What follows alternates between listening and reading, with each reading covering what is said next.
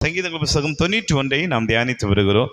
சங்கீதங்கள் புஸ்தகம் 91, உன்னதமானவரின் மறைவில் இருக்கிறவன் சர்வ வல்லவருடைய நிழலில் தங்குவான் என்கிற அந்த வசனத்தின் சில பகுதிகளை நாம் தியானித்து வருகிறோம். உன்னதமானவரின் மறைவில் இருக்கிற மனிதனுக்கு அநேக ஆசீர்வாதங்கள் கொடுக்கப்பட்டிருக்கிறது. அவைகளை குறித்து நாம் தியானித்து வருகிறோம். 4வது வசனம் சொல்லுகிறது, சங்கீதங்கள் புஸ்தகம் 91:4 சொல்லுகிறது, அவர் தமது சிறகுகளாலே உன்னை மூடுவார், அவர் செட்டைகளின் கீழே அடைக்கலம் புகுவாய், அவருடைய சத்தியம் உனக்கு பரிசையும் கேடகமாயிருக்கும். அல்லேலூயா. கைகளை வேற்றி சொல்லுங்க பார்க்கலாம். அல்லேலூயா. அவர் தமது சிறகுகளாலே உன்னை மூடுவார், அவர் செட்டைகளின் கீழே அடைக்கலம் புகுவாய். சங்கீதக்காரன் சொல்லுகிறார், அவர் தம்முடைய சிறகிலே நம்மை மூடுகிறார் அப்படின்னு எழுதப்பட்டிருக்கிறது. வேதம் நமக்கு கற்றுக் கொடுக்கிறது. ஆண்டவருடைய மறைவில் இருக்கிறவர்களுக்கு அநேக பாதுகாப்புகள் சொல்லப்பட்டிருக்கிறது. அதில் ஒரு முக்கியமான பாதுகாப்பு இந்த இடத்துல சொல்லப்படுகிறது. சிறகுகளினால் மூடக்கூடிய அனுபவம். சிறகுகளினால் எதனால் கர்த்தர் மூடுகிறார்? நீங்கள் மத்தேயு எழுதின சுவிசேஷத்தை வாசித்து பார்க்கும்போது, மத்தேயு எழுதின சுவிசேஷம் 23:37 நீங்கள் திருப்பிக் கொள்ளுங்கள். அங்கே எழுதப்பட்டிருக்கிறது, எருசலேமே எருசலேமே, தீர்க்கதரிசிகளை கொலை செய்து உன்னிடத்தில் அனுப்பப்பட்டவர்களை கல்லறிகிறவளை, கோழி தன் குஞ்சுகளை தன் சிறகுகளின் கீழே கூட்டி சேர்த்து கொள்ளும் வண்ணமாக நான் எத்தனை தரமோ உன் பிள்ளைகளை கூட்டி சேர்த்து கொள்ள மனதாயிருந்தேன், உங்களுக்கோ மனதில்லாமல் போயிற்று. ஆண்டவருடைய வசனம் சொல்லுகிறது, கோழி தன் சிறகிலே மூடுவது போல், அல்லது கோழி தன் சிறகிலே கூட்டி சேர்த்து கொள்ளும் வண்ணமாய் எத்தனை தரமோ உன் பிள்ளைகளை கூட்டி சேர்த்து கொள்ள மனதாயிருந்தேன். இந்த வசனத்தில் என்ன எழுதப்பட்டிருக்கு? எத்தனை முறையோ சிறகுகளினால் நான் உன்னை மூடுவதற்கு மனதாயிருந்தேன், ஆனால் உனக்கு மனம் இல்லாமல் போனது அப்படிங்கிற ஒரு வார்த்தை எழுதப்பட்டிருக்கிறது. சிறகு என்கிறது எதற்காய் சொல்லப்படுகிறது என்றால், ஆபத்து வரும்போது காப்பாற்றப்படக்கூடிய ஒரு பாதுகாப்பு தான் சிறகு. அல்லேலூயா. கைகளை வைத்து சொல்லுங்க. அல்லேலூயா. கோழி தன்னுடைய குஞ்சுகளை எப்படி பாதுகாக்குமோ, தன்னுடைய குஞ்சுகளுக்கு பிரச்சனை வரும்போது அது சத்தம் போட்டு கூப்பிடும் போது அதனுடைய சிறகிலே மறைந்து கொள்ளுகிற கோழி குஞ்சுகள் பாதுகாக்கப்படும். அல்லேலூயா. முற்காலங்களில் போல நம்ம நாடுகளில் இப்போ கோழிகள் குறைந்து கொண்டிருக்கிறது. இன்னும் ஒரு 20 வருஷம் தாண்டதுக்கு அப்புறம் கோழிகளை கூகுளில் தான் பார்க்கணும். அல்லேலூயா. அந்த அளவிற்கு மாறிட்டு இருக்கு. அப்போ அந்த கோழிகளுடைய நிலைமைகள் இனி வருகிற ஜெனரேஷனுக்கு தெரியாது. சோத்திரம். அல்லேலூயா. கைகளை வைத்து சொல்லுங்க. அல்லேலூயா. அந்த கோழிகளுக்கு பிரச்சனை வரும்போது, கோழி குஞ்சுகளுக்கு பிரச்சனை வரும்போது தாய் கோழி சத்தம் போடும், எல்லாம் உள்ள வந்துடும். அப்போ அந்த சிறகு எதற்காய் வைக்கப்படுகிறது என்றால், இவர்களை பாதுகாப்பதற்காய். ஆண்டவர் சொல்லுகிறார், தேவனுடைய சிறகு எப்ப வரும்னா நமக்கு பிரச்சனை வரும்போது வரும். கைகளை வைத்து சொல்லுங்க பார்க்கலாம். அல்லேலூயா. நமக்கு பிரச்சனை வரும்போது கர்த்தர் உள்ளே புகுந்து கொள்வதற்கு, அல்லது உள்ளே நாம் சேர்வதற்குரிய ஒரு காரியத்தை நமக்கு செய்கிறார். அதைத்தான் பைபிள் சிறகு என்று சொல்லுகிறது. அதற்காக தான் இந்த சங்கீதக்காரன் சொல்லுகிறான், அவர் தமது சிறகுகளினால் உன்னை மூடுவார் அப்படி என்று எழுதப்பட்டிருக்கிறது. அவர் அந்த சிறகை நமக்காக விரிக்கும் போது எந்தெந்த கோழி குஞ்சுகள் உள்ள போய் பாதுகாக்கப்படுகிறதோ, அது மாதிரி எந்தெந்த ஆத்துமாக்கள் இந்த பாதுகாப்புக்குள்ள வருதோ அந்த ஆத்துமாக்கள் எல்லாம் காக்கப்படும். கைகளை வைத்து சொல்லுங்க பார்க்கலாம். அல்லேலூயா. அப்ப நமக்கு பிரச்சனைகள் ஆரம்பிக்கும் போது தேவன் தம்முடைய சிறகினாலே நம்மை மூடுவார். அடுத்த வசனத்தை, அதே வசனத்தின் அடுத்த பகுதியை நீங்கள் வாசிக்கும் போது எழுதப்பட்டிருக்கிறது, அவர் செட்டைகளின் அடுத்த பகுதி என்ன சொல்லுகிறது? அவர் செட்டைகளின் கீழே அடைக்கலம் புகுவாய். அல்லேலூயா. ஒன்று ஆண்டவருடைய வார்த்தை சொல்லுது, பிரச்சனை வரும்போது சிறகுகளினால் அவரே மூடுகிறார். சிறகுகளினால் அவரை மூடுகிறார். இரண்டாவது என்ன சொல்லப்பட்டிருக்கிறது? சட்டைகளிலே நீ அடைக்கலம் புகுவாய். ஒன்று அவர் நம்மை பாதுகாக்கிறார், இரண்டாவது நாமத்தான் அங்க போகணும். கைகளை உயர்த்தி சொல்லுங்க. அல்லேலூயா. சத்தமாய் சொல்லுங்கள். அல்லேலூயா. ஒரு விதத்துல கடவுள் நம்மை மூடிக்கொள்ளுகிறார். அப்படி ஒரு காரியம் சொல்லப்பட்டிருக்கிறது. சில நேரங்களில் ஆண்டவர் நம்மை மூடிக்கொள்வார், சில நேரங்களில் நாம தான் அங்க போய் ஒளித்து கொள்ளணும். அல்லேலூயா. இங்க என்ன எழுதப்பட்டிருக்கு பாருங்க. அவர் செட்டைகளின் கீழே அடைக்கலம் புகுவாய் அப்படின்னு எழுதப்பட்டிருக்கு. செட்டைகள் எதற்காய் கொடுக்கப்பட்டிருக்கிறது, அல்லது செட்டைகளிலே யார் அடைக்கலம் புகுவார்கள் அப்படிங்கிறத குறித்து வேதம் நமக்கு கற்றுக் கொடுக்கிறது. சங்கீதங்கள் புஸ்தகத்தை நீங்கள் வாசித்து பார்க்கும்போது அதில் 36வது புஸ்தகத்தை திருப்பிக் கொள்ளுங்கள். சங்கீதங்கள் புஸ்தகம் 36வது புஸ்தகம் 7வது வசனத்தை திருப்பிக் கொள்ளுங்கள். அங்கே எழுதப்பட்டிருக்கிறது, யார் அவருடைய செட்டைகளிலே போய் மறைவார்கள் அப்படின்னு எழுதப்பட்டிருக்கு. தேவனே, உம்முடைய கிருபை எவ்வளவு அருமையானது, அதனால் மனுபுத்திரர் உமது உமது செட்டைகளின் நிழலிலே வந்தடைகிறார்கள். கர்த்தருக்கு ஸ்தோத்திரம். அல்லேலூயா. முதலாவது செட்டைகளுக்குள்ளே மறைகிறவர்கள் யார்? இவைகள் எல்லாம் ஒரு மனிதன் அல்ல, பல மனிதர்கள் அல்லது பல ஆத்துமாக்கள், பல குரூப் ஜனங்கள்.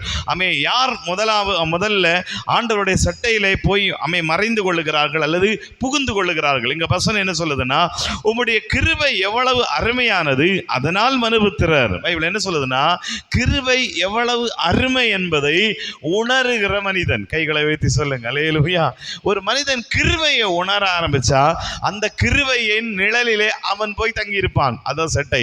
ஆண்டவருடைய வசனம் சொல்லுது, தேவன் அதிகமான கிருபைகளை நமக்கு தருகிறார். தேவன் அதிகமான கிருபைகளை நமக்கு பொழிந்தருளுகிறார். தேவனுடைய கிருபை எங்கெல்லாம் வருதோ அந்த இடத்திலெல்லாம் எந்த மனிதன் போய் ஒளித்துக் கொள்ளுகிறானோ அந்த மனிதனை தான் பைபிள் சொல்லுது செட்டைகளின் கீழே அடைக்கலம் புகுந்து கொள்ளுகிற ஒரு மனிதன். அல்லேலூயா. கிருபைகள் நமக்கு கொடுக்கப்படும் போது அதை அசட்டை பண்ணுகிறவர்கள் உண்டு. கிருபைகள் நமக்கு வரும்போது அவைகளை ஒரு பொருள் என்று நினைக்காதவர்கள் உண்டு. கிருபைகள் நமக்கு வரும்போது அவைகளை குறித்த கவனமற்றிருக்கிறவர்கள் உண்டு. ஆனால் கிருபை வரும்போது அவைகளை குறித்து உணர்ந்து கொள்ளுகிறவர்கள் தான் அந்த செட்டைகளுக்குள்ளே இருப்பார்கள். கைகளை வைத்து சொல்லுங்க. அல்லேலூயா. தேவன் நமக்கு அநேக நேரங்களில் கிருபை தருகிறார். நீங்கள் ரோமர் புஸ்தகத்தை வாசித்து பார்க்கும்போது அங்கே எழுதப்பட்டிருக்கிறது என்ன வசனம் அப்படின்னு பார்த்தீங்கன்னா, அதில் எழுதப்பட்டிருக்கிறது.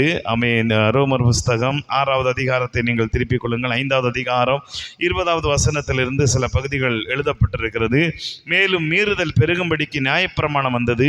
அப்படி இருந்தும் பாவம் பெருகின இடத்தில் கிருபை அதிகமாய் பெருகிற்று. ஆதலால் பாவம் மரணத்துக்கு ஏதுவாய் ஆண்டு கொண்டது போல கிருபையானது நம்முடைய கர்த்தராகிய இயேசு கிறிஸ்துவின் மூலமாய் நீதியினால் நித்திய ஜீவனுக்கு ஏதுவாய் ஆண்டு கொண்டது. ஆகையால் என்ன சொல்லுவோம்?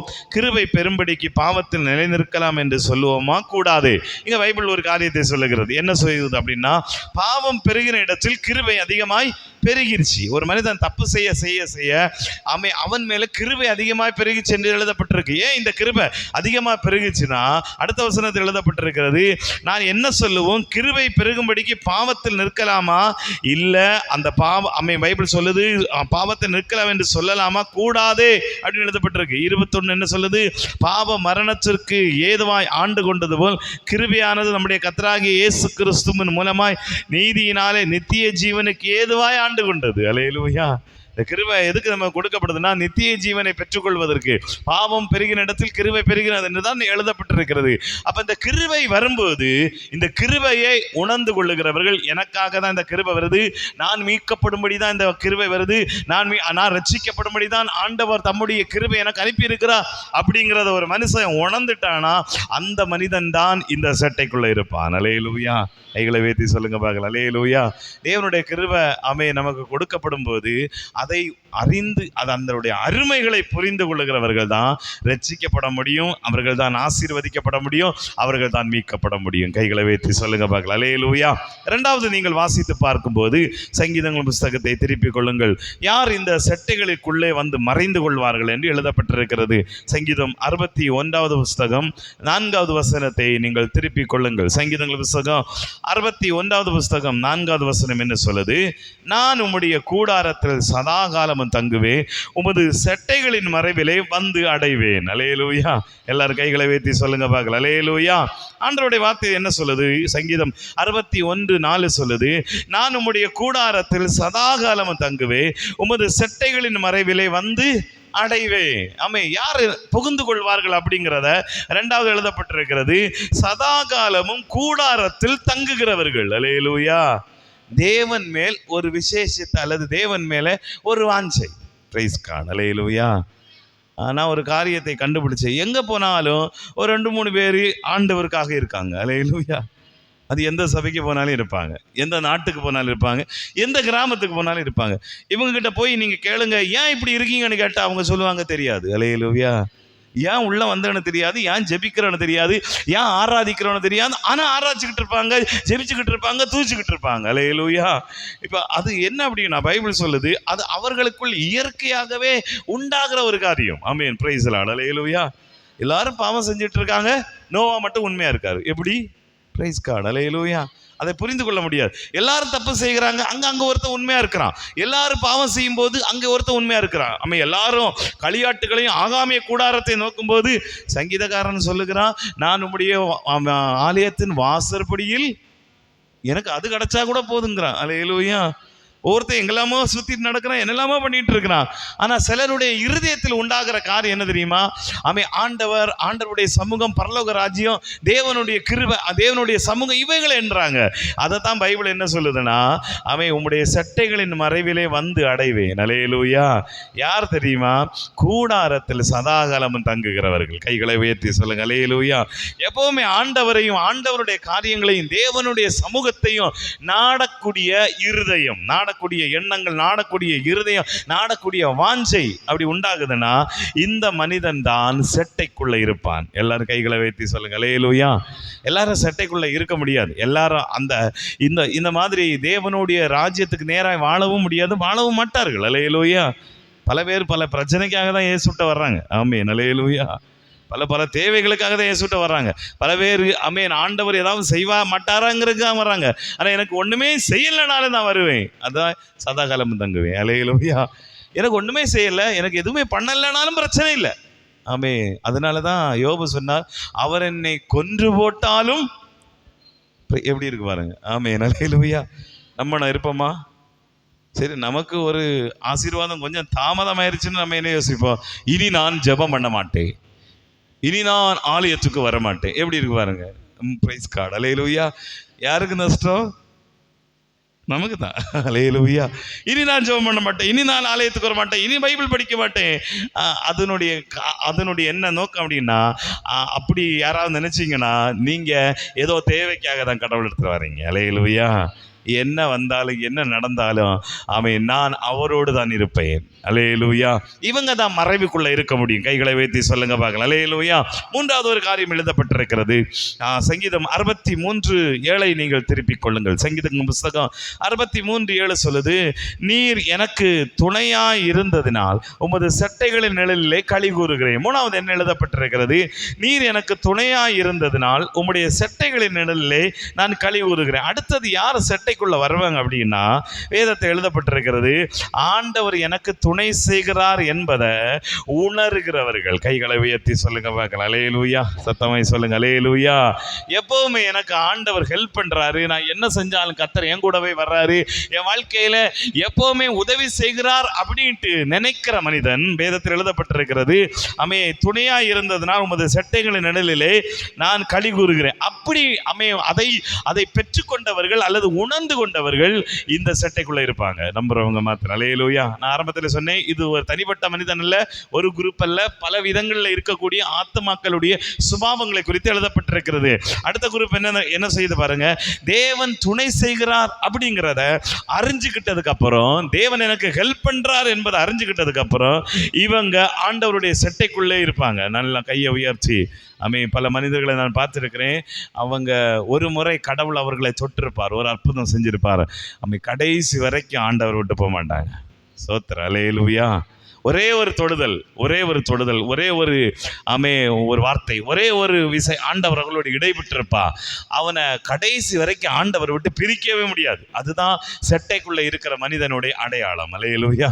நமக்கு கடவுள் எனக்கு துணை செய்கிறா, என் கூடவே இருக்கிறா, என்னை எப்பவுமே பாதுகாத்துருக்கிறா, நான் என்ன செஞ்சாலும் எனக்கு உதவி செய்வார் என்கிறத நீங்க உணர்ந்துருக்கிறீங்களா? கடவுள் தான் எனக்கு செய்கிறார், கடவுள் என்னை காப்பாற்றுக்கிறான், கடவுள் எப்போ கூட்டாலும் எனக்கு உதவி செய்கிறாங்க உணர்ந்துட்டீங்கன்னா நீங்கள் எங்கே இருக்கீங்க தெரியுமா?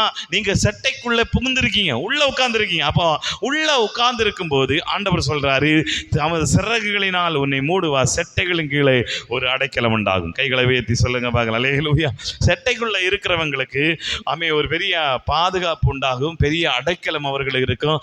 அவர்களை சுற்றி ஆண்டவர் கூடாரமாக இருந்து கொண்டே இருப்பான். அது மாத்திரமல்ல, மல்கி எழுதின தீர்க்க தரிசன புஸ்தகத்தை திருப்பிக் கொள்ளுங்கள். மல்கி எழுதின தீர்க்க தரிசன புஸ்தகம் 4வது அதிகாரம், அதிலே 2வது வசனத்தை நீங்கள் வாசித்து பார்க்கும்போது, மல்கியா 4வது அதிகாரம் 2வது வசனம் என்ன சொல்லுகிறது? எழுதப்பட்டிருக்கிறது, என் நாமத்துக்கு பயந்திருக்கிற உங்கள் மேல் நீதியின் சூரியன் உதிக்கும், அதன் செட்டைகளின் கீழ் ஆரோக்கியம் இருக்கும், நீங்கள் வெளியே புறப்பட்டு போய் கொளுத்த கன்றுகள் போல் வளருவீர்கள். அடுத்து 2வது எழுதப்பட்டிருக்கு என்ன தெரியுமா? இந்த செட்டைக்குள்ள உட்கார்ந்து இருக்கிறவங்களுக்கு என்ன நடக்கும் தெரியுமா? இவர்களுக்கு ஆரோக்கியம் கொடுக்கப்பட்டு கொண்டே இருக்கும். நம்புறவங்க மாத்திரம் கையை வைத்தி பிரைஸ் தி லார்ட், அல்லேலூயா, சத்தமாய் சொல்லுங்க அல்லேலூயா, ஆமே. ஆண்டவர் என்ன சொல்றார் தெரியுமா? செட்டைகளுக்குள்ள ஆரோக்கியம் இருக்கும் என்று எழுதப்பட்டிருக்குது. ஆண்டவருக்குள்ள மறைந்திருக்கிறவங்க அவர்கள் ஆரோக்கியம் பெறுவார்கள். நம்புறீங்களா? ஆரோக்கியம் என்பது எல்லா விதத்திலும் ஆரோக்கியம் தேவை. சரீரத்துக்கு ஆரோக்கியம் தேவை, மனசுக்கு ஆரோக்கியம் தேவை, ஆத்மாவுக்கு ஆரோக்கியம் தேவை, ஆவிக்கு ஆரோக்கியம் தேவை. எல்லாம் ஒரு புஷ்டியா இருக்கணும் நமக்கு. அல்லேலூயா, இருக்கீங்களா? சோத்திரம், அல்லேலூயா. நல்ல சரீரம் புஷ்டியா இருந்தால் மட்டும் போதாது. ஆமாம், பிரைஸ் தி லார்ட், அல்லேலூயா. உள்ள ஆத்மா விளையிலன்னா எவ்வளோ புஷ்டியாக இருந்தாலும் அவங்க பயந்துக்கிட்டே இருப்பாங்க. பார்த்துருக்கீங்களா? நல்லா தடியாக இருப்பாங்க, நல்ல ஸ்ட்ராங்காக இருப்பாங்க, நல்ல பலசாலியாக இருப்பாங்க. ஆனால் உள்ள விலன் இல்லை மனசுக்குள்ள. சோத்திரம், அல்லேலூயா. ஆனால் ஆண்டவர் இந்த ஆரோக்கியத்தை எப்படி சொல்கிறார் தெரியுமா? எல்லா விதத்திலும் ஆரோக்கியத்தை ஆண்டவர் தர்றார். கைகளை வேத்தி சொல்லுங்க அல்லேலூயா. ஏசாயா புஸ்தகம் அடுத்த ஒரு காரியத்தில் எழுதப்பட்டிருக்கு. ஏசாயா புஸ்தகம் 40வது அதிகாரத்தை நீங்கள் வாசித்து பாருங்க. அங்கே எழுதப்பட்டிருக்கிறது, அடுத்து இந்த செட்டைக்குள்ளே இருக்கிறவங்களுக்கு அல்லது ஆண்டவரோடு இருக்கிறவங்களுக்கு என்ன ஆசீர்வாதம்? 40வது புஸ்தகம் 31 எழுதப்பட்டிருக்கிறது. 40:31 என்ன சொல்லுது? கர்த்தருக்கு காத்திருக்கிறவர்களோ புதுபலன் அடைந்து கழுகுகளை போல செட்டைகளை அடித்து எழும்புவார்கள். கைகளை உயர்த்தி ஆண்டவருக்கு நன்றி சொல்லுங்க பாருங்க. அல்லேலூயா. 3வது ஆண்டவர் ஒரு காரியத்தை சொல்றார். 1 அடைக்கலம் கிடைக்கும், அடைக்கலம் கிடைக்கும். 2வது ஆரோக்கியம் கிடைக்கும். 3வது பைபிள் எழுதப்பட்டிருக்கிறது, இவர்களுக்கு செட்டைகள் முளைக்கும். நம்புறவங்க மாத்திரம் ஆமென், பிரைஸ் தி லார்ட், அல்லேலூயா. ஆண்டவர் ஒரு முக்கியமான காரியத்தை சொல்றார். கர்த்தருக்கு காத்திருக்கிறவர்கள், கடவுளுடைய சந்நிதியில் இருக்கிறவர்கள் எப்படி எழும்புவார்களா? செட்டைகளை அடித்து எழும்புவார்கள். அப்ப இவர்களுக்கு எப்படி செட்டை வந்துருச்சு? ஆண்டவருடையத்திலிருந்து நமக்கு செட்டைகள் கொடுக்கப்படுகிறது. ஆமென், பிரைஸ் தி லார்ட், அல்லேலூயா. தேவனுடைய செட்டையிலே நமக்கு எப்படி அடைக்கலம் இருக்கிறதோ, தேவனுடைய செட்டையிலே நம்ம எப்படி கிருபையினால் உள்ள வர்றோமோ, தேவனுடைய செட்டையிலே நமக்கு எப்படி ஆரோக்கியம் இருக்கிறதோ, நாமும் அநேகரை ஆரோக்கியப்படுத்துகிறவர்களாய் மாறுவோம். இதான் ஆண்டவர் சொல்ல வர்றார். அல்லேலூயா. அப்ப இந்த செட்டைகள் எப்படி முளைக்குது தெரியுமா? தேவனிடத்திலிருந்து தேவனுக்கு காத்திருக்கிறவர்களுக்கு தேவனிடத்திலிருந்து ஆசீர்வாதம் உண்டு. அது அநேகரை போஷிக்கும். அதுதான் இந்த இடத்துல சொல்லப்படுகிற வார்த்தை. நீங்களும் அநேகரை இந்த செட்டைக்குள்ளே கொண்டு வருவீர்கள். நீங்களும் இந்த ஆரோக்கியத்தை கட்டளையிடுகிறவர்களாய் மாறுவீர்கள். நீங்களும் அநேகரை ஆண்டவருடைய அடைக்கலத்துக்கு நேராக கொண்டு வருவீர்கள். அல்லேலூயா. அதான் கர்த்தர் சொல்றாரு, அவருடைய செட்டைக்குள்ள இருக்கிறவங்களுக்கு பெரிய ஆசீர்வாதம். அல்லேலூயா. சங்கீதக்காரன் சொல்ல, உலகத்துல எங்க இருக்கிறத விட நான் உம்முடைய சமூகத்தில் இருப்பதை விரும்புகிறேன். அல்லேலூயா. நீங்கள் எதை விரும்புகிறீங்க? நீங்கள் எதை எதிர்பார்க்குறீங்க? உங்களுடைய ஆத்மா எதை வாஞ்சிக்கிறது? எழுந்து நிற்கலாமா? எல்லாரும் ஆண்டவருடைய சமூகத்தில் எல்லாரும் அப்படி எழுந்து நிற்கலாமா? நம்புகிறது உங்களுடைய கிருபையை, நாங்கள் நம்புகிறது உங்களுடைய சமூகத்தை, நம்புகிறது உங்கள் துணை ஆண்டவரே. இந்த உலகத்தில் எந்த மனிதனையும் எந்த பொருளையும் எதையும் நாங்கள் சார்ந்தில்லை ஆண்டவரே. எங்கள் ஆண்டவரை நாங்கள் சார்ந்திருக்கிறோம். உம்மை நம்பி உம்முடைய பாதத்தில் வந்திருக்கிறோம் ஆண்டவரே. உம்மை சார்ந்து வந்திருக்கிறோம் ஆண்டவரே. உம்முடைய சமூகத்தை தேடி வந்திருக்கிறோம். சதா காலங்களில் நாங்கள் தங்குவோம் ஆண்டவரே. உம்முடைய சட்டைகளின் நிழலிலே நாங்கள் வந்து அடைவோம். நீர் எங்களுக்கு துணையா இருக்கிறதுனா உம்முடைய சிறகின் மறைவிலே நாங்கள் வந்து களி கூறுவோம் ஆண்டவரே. அப்பா, நீர் எங்களுக்கு கிருபையை தருகிறதுனா அவைகளை நாங்கள் உணர்கிறதுனால் ஆண்டவரே உம்முடைய சமூகத்தில் நாங்கள் வந்து சேருவோம் ஆண்டவரே. ஆண்டவருடைய சமூகத்தில் ஒப்பு கொடுப்பீங்களா? பரிசுத்த தேவன் நமக்கு கற்றுக் கொடுக்கிறான். தேவனுடைய சமூகத்தில் அவருடைய சட்டையில யார் இருப்பார்கள்? தேவ கிருபையை உணர்ந்தவர்கள். தேவ கிருபையை ஒரு மனிதன் உணர ஆரம்பித்தான், அந்த மனிதன் கிருபையை வைத்து ஆண்டவருடைய சட்டைக்குள்ள போக ஆரம்பிப்பான். அந்த கிருபை அவனை சட்டைக்குள்ளே கொண்டு வரும். சதா காலம் ஒரு மனிதன் தேவனோடு தங்கி இருப்பான் என்றால் அந்த மனிதன் சட்டைக்குள்ளே களி கூறுவான், மறைந்திருப்பான். ஆண்டவர் துணை செய்கிறார் என்பதை, ஆண்டவருடைய நடத்துதலை, ஆண்டவருடைய கிரியைகளை அறிந்திருக்கிற ஒரு மனிதன் அவன் சட்டைக்குள்ள தான் இருப்பான். ஹல்லேலூயா. சட்டைக்குள்ள இருக்கிறவங்களுக்கு ஆண்டவருடைய வசனம் சொல்லுகிறது, ஆரோக்கியத்தை கொடுக்கிறார், அடைக்கலத்தை கொடுக்கிறார். அவர்களுக்கும் காத்திருக்கிறவர்களுக்கு சட்டைகள் முளைக்கும்படி செய்கிறார். ஹல்லேலூயா. ஆண்டவருடைய சமூகத்தில் எல்லாரும் ஜெபம் பண்ணுங்க. ஆண்டவரே, உம்முடைய ஆண்டவருடைய சமூகத்தில் நாங்கள் வருகிறோம் அப்பா. உம்முடைய சமூகத்தில் நாங்கள் எங்களை தருகிறோம் ஆண்டவரே. ஆண்டவரே. உடைய பாதத்தில் எங்களை ஒப்பு கொடுக்கிறோம் ஆண்டவரே. நாங்கள் எங்களுக்கு நீங்க தருகிற கிருபைகளை உணர்ந்து கொள்ள உதவி செய்யுங்க ஆண்டவரே. கோழி தன் குஞ்சுகளை சேர்ப்பது போல, கோழி தன் சிறகுகளை விரித்து தன்னுடைய குஞ்சுகளை அழைப்பது போல ஆண்டவராகிய தேவன் ஆபத்து வரும்போதெல்லாம் தம்முடைய சிறகை நமக்காக விரித்து கொண்டிருக்கிறார். ஆபத்து வரும்போது, பாவத்தின் வல்லமைகள் வரும்போது, நரகத்தின் ஆபத்து வரும்போது, சத்துருவனுடைய சத்தம் வரும்போது, சாத்தானுடைய செயல்கள் வரும்போது ஆண்டவராகிய தேவன் நமக்காய் தம்முடைய சிறகை விரித்து கொண்டிருக்கிறார். இந்த சிறகுக்குள்ள வர்ற ஜனங்கள் தான் தப்புவிக்கப்படுவார்கள். எருசலேமை பார்த்து ஆண்டவர் சொன்னார், எத்தனை முறையோ, எத்தனை தரமோ உன்னை நான் சேர்த்துக் கொள்ள மனதா இருந்தேன், ஆனா உனக்கோ மனதில்லாமல் போகிறது என்று பைபிள் சொல்லுது. எருசலேமே எருசலேமே, தீர்க்கதரிசிகளை கொலை செய்து உன்னிடத்தில் அனுப்பப்பட்டவர்களை கல்லறிகிறவளே, கோழி தன் குஞ்சுகளை தன் சிறகின் கீழே கூட்டி சேர்த்துக் கொள்ள வண்ணமா நான் எத்தனை தரமோ உன் பிள்ளைகளை கூட்டி சேர்த்துக் கொள்ள மனதாயிருந்தேன், உங்களுக்கோ மனதில்லை. ஹல்லேலூயா. ஆண்டவராகிய தேவன் எத்தனை முறையோ பாவத்தில் நம்மை விடுவிக்கும்படியா, சாபத்தில் நம்மை விடுவிக்கும்படியா, உலகத்தின் அநேக உபத்திரவங்களிலிருந்து, அநேக சாத்தானுடைய துன்பத்திலிருந்து நம்மை விடுவிக்கும்படியாய் நம்மை அழைக்கிறார். ஆனால் அநேக நேரங்களிலே அந்த சிறகிலே மறைந்து கொள்வதற்கு நாம் விரும்புவதில்லை. ஆண்டவருடைய சிறகுக்குள் வர விரும்புவதில்லை. கர்த்தருக்கு ஸ்தோத்திரம். வேதம் சொல்லுகிறது, கிருபை எத்தனை முறையோ கடவுள் நமக்கு தந்திருக்கிறார். ஆனால் அதனுடைய அருமையை நம்மால் புரிந்து கொள்ள முடியவில்லை. புரிந்து கொள்ளவர்கள் சட்டையில் இருப்பாங்க, ஆண்டவருடைய சமூகத்தில் காத்திருக்கிறவர்கள் சட்டையில் இருப்பாங்க. ஆண்டவர் தான் எனக்கு துணை அப்படிங்கிறத உணர்ந்தவர்கள், அறிந்தவர்கள் ஒரு நாள் ஆண்டவரை விட மாட்டார்கள். ஹல்லேலூயா. ஆண்டவருடைய சமூகத்தில் ஒப்பு கொடுப்பீங்களா? எங்கள் ஆண்டவரை எப்படி உணர்ந்திருக்கிறீர்கள்? சிறகின் மறைவிலே மறைக்கும் போது நீங்கள் வந்தவர்களா? கிருபையை உங்களுக்கு தரும்போது நீங்கள் வந்தவர்களா? Price the Lord. ஹல்லேலூயா. ஸ்தோத்திரம். தேவன் உங்களுக்கு கிரியை செய்கிறார் என்பதை உணர்ந்து நீங்கள் வந்திருக்கீங்களா? இல்லை, ஆண்டவருடைய சமூகத்தை எப்போவுமே என்னுடைய இருதயம் வாஞ்சித்து கொண்டே இருக்கிறது, நான் நினைக்கிறேன்னு இல்லையோ, ஆனாலும் என்னுடைய இருதயம் இயேசு இயேசு என்றே சொல்லுகிறது. என்னுடைய இருதயத்தில் வாஞ்சம் முழுவதும் ஆலயமாக இருக்கிறது, கடவுளாக இருக்கிறது, ஆண்டவருடைய சமூகமாக இருக்கிறது. இயற்கையாக அது எனக்கு வந்திருக்கிறதா? அவர்கள் தான் சட்டைக்குள்ளே இருக்கிறார்கள். இவர்கள் எல்லாரும் விசேஷித்தவர்கள், இவர்கள் எல்லாம் ஆசீர்வதிக்கப்படுகிறவர்கள். இவர்களை ஆண்டவர் அடைக்கலத்திலே மறைத்துக் கொள்ளுகிறார். இவர்களுக்கு ஆரோக்கியத்தை வர பண்ணுவா. நீங்கள் அவருடைய சமூகத்தில் இருக்கும்போது நீங்கள் சும்மா இருப்பதில்லை. உங்களுக்குள்ளேயும் பலனை ஆண்டவர் கொடுக்கிறார், உங்களுக்குள்ளேயும் ஆசீர்வாதத்தை ஆண்டவர் தருகிறார். நீங்கள் அநேக காரியங்களை ஜெயிக்கக்கூடிய கிருபைகளை ஆண்டவர் தர்றார். எப்பவுமே ஆண்டவருடைய சமூகத்தை வாஞ்சிக்கிறவங்களை சும்மா விடுவாரா? இல்லையே. ஆண்டவரே ஒருத்தன் ஆராதிச்சுக்கிட்டு இருந்தான், அவனை ஆண்டவர் ராஜாவாய் மாற்றினாரே. இதான் அடையாளம். அவருடைய சமூகத்தை எப்பவுமே வாஞ்சித்து இருக்காங்க, எப்பவுமே ஜெபம் பண்றாங்க. கடவுளே ஆராய்ந்து கொண்டிருக்கிறவர்களை கடவுள் சும்மா விடுவாரா? இல்லை. கடவுள் அவர்களை கண்ணோக்கி பார்த்து கொண்டிருக்கிறா. அவர்களை ஆண்டவர் ஆசீர்வதிப்பா. ஒரு வாலிபன் இருந்தான், அவன் எப்பவும் ஆசரிப்பு கூடாரத்தை விட்டு பிரியாமல் இருந்தான். மோசே மரிக்கும்போது மோசே மரிக்கிறதுக்கு முன்னாலேயே ஆண்டவர் அவன் மேல் அபிஷேகத்தை வைத்தார். மோசே மரிக்கும்போது மோசே மரித்த பின்னால் அந்த ஜனங்களை நடத்தக்கூடிய அதிகாரங்களையும் அவர் கொடுத்தார். நான் உன்னோடு இருப்பேன் என்று சொல்லி வாக்கு கொடுத்தார். ஒருவன் உனக்கு முன்னாடி எதிர்த்து நிற்க மாட்டான் என்று வாக்கு கொடுத்தான். இதான் ஆண்டவராகிய தேவன் கொடுக்கிற வாக்கு தத்தம்.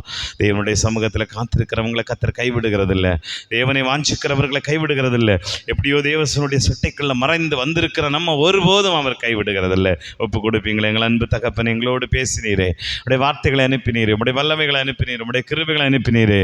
ஆண்டவருடைய வார்த்தை எங்களுக்குள் கிரியை செய்யட்டும், உடைய வார்த்தை எங்களை பலப்படுத்தட்டும், உடைய வார்த்தை எங்களை ஆசீர்வதிக்கட்டும். இந்த உலகத்தில் நாங்கள் எப்போவும் உம்மோடு வாழ உங்களுடைய சமூகத்தை வாஞ்சிக்க எங்களுக்கு உதவி செய்யுங்க ஆண்டவரே. நாங்கள் கிருபை எங்களுக்கு வரும்போதெல்லாம் அதை பயன்படுத்தி கொள்ள உதவி செய்யுங்க. தேவன் எங்களுக்கு கிரியை செய்கிறதை உணர்ந்து நாங்கள் அதை அறிந்து ஆண்டவரே அதை பயன்படுத்தி கொள்ள உதவி செய்யுங்க. சதாகாலமும் உங்களுடைய சமூகம் எங்களுக்காய் திறக்கப்பட்டிருக்கிறதே, அதை நாங்கள் அறிந்து கொள்ள உதவி செய்யுங்க. இந்த இரவில் வந்து அவ்வளோ பேர் ஆசீர்வதிங்க, சத்தத்தை கேட்குற எல்லாரையும் ஆசீர்வதியும். தேவனுடைய வார்த்தை எல்லாருக்கும் கிரியை செய்யட்டும். இயேசு என்னும் நாமத்தில் வேண்டுகிறோம் நல்ல பிதாவே. ஆமென்.